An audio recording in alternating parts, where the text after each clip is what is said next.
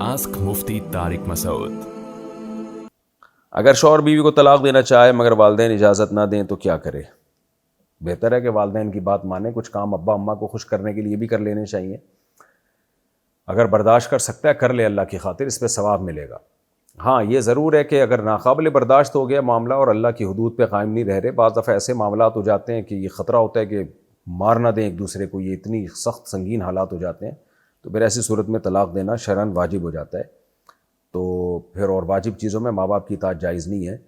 تو لیکن یہ واجب درجے میں طلاق ہو بھی گئی ہے کہ نہیں ہو گئی، خود فیصلہ نہ کریں، کسی پڑھے لکھے آدمی سے مشورہ لے لیں، اپنے حالات بتا کے کوشش تو کریں، برداشت کریں.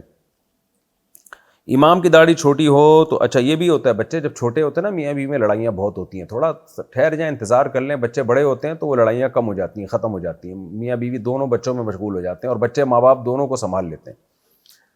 تو شروع میں ٹائم گزاریں، بس دنیا ہے مسافر خانہ ہے.